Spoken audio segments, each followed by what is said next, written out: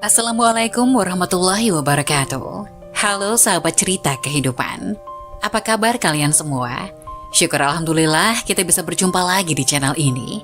Salawat dan salam selalu tetap tercurah kepada junjungan kita, Nabi besar Muhammad Shallallahu Alaihi Wasallam.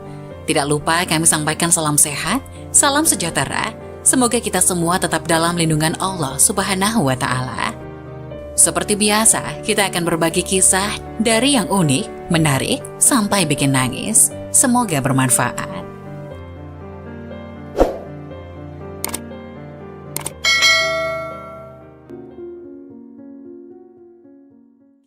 Kisah sosok gaib Bu Indi antar Kasrin pulang haji ke Rembang dan istana di Padang Ilalang. Memang diyakini ada makhluk gaib termasuk jin yang juga diperintahkan oleh Allah untuk beribadah. Sebagaimana umat manusia, bagi jin yang beriman mereka juga melaksanakan syariat untuk berbakti kepada Tuhan Sang Pencipta alam semesta. Bahkan ada yang meyakini bahwa jin atau makhluk halus ada kalanya belajar agama kepada manusia yang mumpuni. Derajat manusia tetap lebih tinggi dibanding makhluk halus atau jin itu. Meskipun jin bisa melihat manusia, sedangkan manusia pada umumnya tidak bisa melihat jin. Lantas apakah di zaman sekarang masih ada bentuk kerjasama dalam peribadatan kepada Tuhan yang dijalin antara manusia dengan jin? Bagi kalangan orang-orang host, hal ini bisa saja masih terjadi dan tentu saja tidak terpublikasikan, hanya kalangan tertentu yang tahu. Namun untuk kerjasama antara manusia dengan jin dalam hal keburukan atau bukan kesalehan, masih ada dan itu sering tidak disadari oleh orang awam. Misalnya kerjasama antara manusia dengan jin dalam bentuk perdukunan, pesugihan, perewangan, santet, tuyul, dan sebagainya. Bagaimana dengan sosok Kasrin si tukang becak yang biasa mangkal di Masjid Jami' Lasem Kabupaten Rembang yang mengaku melaksanakan ibadah haji secara gaib? Masyarakat dan pembaca juga menanggapinya misterius, ajaib, dan sebagian menilai itu haji gaib. Dia mengaku selama 44 hari di Tanah Suci untuk melaksanakan ibadah haji, sebagaimana jemaah haji Indonesia. Kasrin berangkat 23 Agustus dan pulang 4 Oktober 2016. Bedanya, Kasrin warga Dukuh Gembul, Desa Sumberrejo, Kecamatan Pamutan, Kabupaten Rembang, Jawa Tengah itu, naik haji diantar oleh makhluk gaib. Kasrin menyebut makhluk gaib itu sebagai Bu Indi. Wanita yang dianggapnya sebagai Bu Indi itu adalah sosok gaib yang sudah dikenal Kasrin sejak 21 tahun silam dan menjadi langganan sebagai penumpang becaknya. Tribun Jateng yang mengunjungi lagi rumah Kasrin setelah pulang dari Tanah Suci ke Rembang 5 Oktober diberikan penjelasan tentang siapa itu sosok Bu Indi. Sambil memberikan air zam-zam, Kasrin menuturkan bahwa sosok Bu Indi sekarang pun tinggal di rumah Kasrin ada di kamarnya.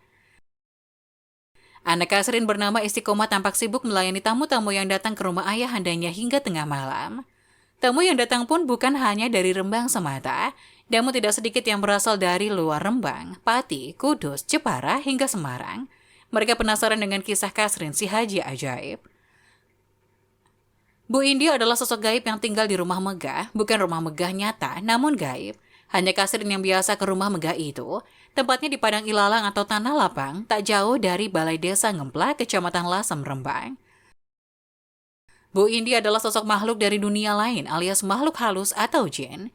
Meski Indi adalah makhluk halus, namun telah 21 tahun menjadi langganannya sebagai penumpang becak.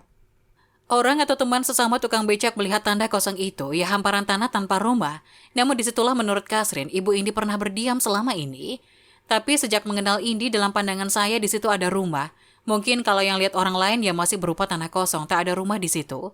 Ucap Kasrin yang mengenakan pakaian baju koko dan peci putih. Sejak berangkat dari Lasem, Indi selalu berada di dekat Kasrin. Kasrin disuruh oleh Indi untuk memegangi pakaian bagian belakang sosok jin perempuan itu. Di dalam bus saat berangkat, Bu Indi duduk di samping saya. Kami duduk di bagian tengah, tapi sepertinya orang-orang di bus tak menyadari keberadaan kami. Lanjut dia. Sesampainya rombongan di debarkasi Donohu dan Boyolali, hal serupa juga dialami Kasrin. Sesampainya di Solo dulu ya naik pesawat bareng-bareng dengan rombongan dari Rembang. Ya naik begitu saja, nggak diperiksa atau gimana-gimana. Aku Kasrin. Kasrin diwanti-wanti jangan sampai terlepas dari Bu Indi. Jika sampai terpisah, Kasrin tak akan bisa pulang kembali ke tanah air. Di sana, di Tanah Suci selama 44 hari menunaikan ibadah haji, saya selalu bersama Bu Indi. Baik saat sa'i, tawaf, mengelilingi Ka'bah, sholat, dan lain-lain, cerita dia. Bahkan ia pun menginap di pemondokan bareng Indi. Saya nginap di sebuah bangunan 2 lantai, jadi kemanapun Bu Indi berada, saya ada di situ. Makan bareng, tidur bareng, semuanya bersama, gak boleh pisah, sambungnya. Tak hanya diminta untuk terus berada di dekat Indi, Kasrin pun diperintahkan untuk tidak berkomunikasi dengan orang lain tanpa seizin perempuan tersebut. Semua kebutuhan saya sudah dipenuhi Bu Indi, kata dia. Saat hari kurban pun Kasrin dan Indi masing-masing berkurban 1 ekor unta. 1 unta untuk keluarga di sini, 1 unta untuk keluarga Bu Indi. Harga 1 ekornya 17 juta. Beli pakai duitnya Bu Indi, saya hanya nyumbang 2 juta. Uang saku yang saya bawa dari rumah saat berangkat, tuturnya.